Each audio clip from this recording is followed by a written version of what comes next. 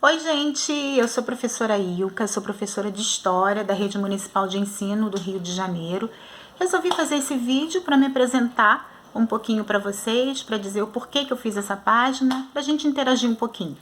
Em 2019, eu fui diagnosticada com câncer de mama, tive que me afastar do trabalho para poder fazer o tratamento e desde então eu sinto muita falta da escola, dos alunos, de lecionar.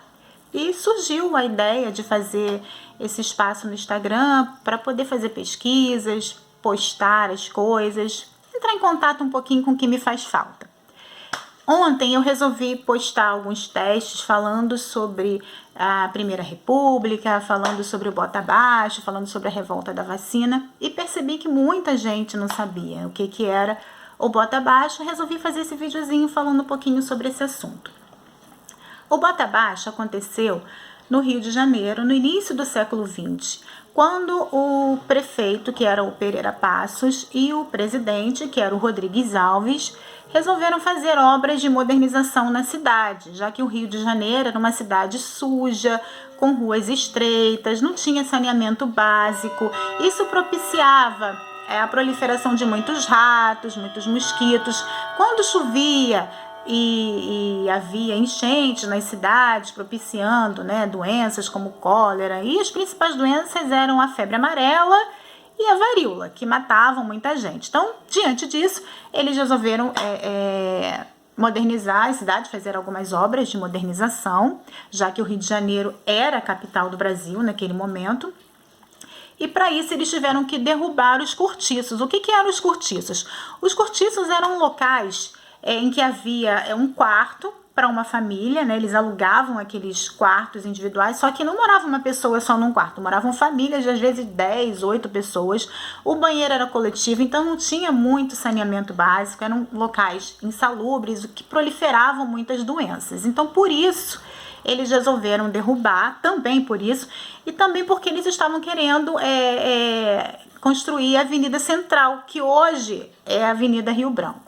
Diante disso, eles derrubaram os cortiços, não avisavam as pessoas, avisavam, mas as pessoas não tinham muito tempo de tirar as coisas, o governo não dava subsídio, então as pessoas acabavam saindo sem ter como morar em outro lugar. O preço dos aluguéis subiu muito, então muitas pessoas não tiveram alternativa a não ser ir habitar os morros da cidade. O principal morro, que era o Morro da Providência, em que já havia sido, a habitação já havia se iniciado no finalzinho do século XIX, encheu mais de gente depois, dessas derrubadas, desses cortiços. Esse morro também, que é o Morro da Providência, ele era conhecido como Morro da Favela, depois eu vou explicar isso em outra postagem, e serviu para isso, as pessoas saíam e iam para esses morros sem ter muito o que fazer. Na outra vertente foi nomeado o Oswaldo Cruz, que era o médico sanitarista, e ele instituiu a lei da vacinação obrigatória. O que era isso? Obrigava-se todo mundo a se vacinar contra a varíola sem explicar para que a vacina servia, por que eram necessárias as pessoas se vacinarem. Não é como hoje, que há uma campanha de vacinação em que as pessoas são explicadas para que serve, para que não é. Nada disso. Era uma lei que instituía vacina-se à força e as pessoas eram vacinadas à força.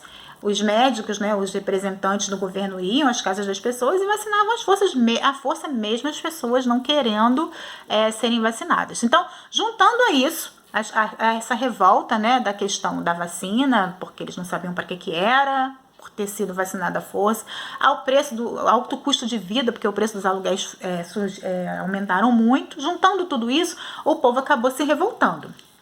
Essa revolta aconteceu em 1904, foi a revolta da vacina. O centro do Rio de Janeiro virou uma praça de guerra, bondes foram revirados, prédios foram apedrejados, muita gente foi presa, o governo conseguiu conter a revolta, mas a vacina deixou de ser obrigatória. Essa foi uma das principais reformas urbanas.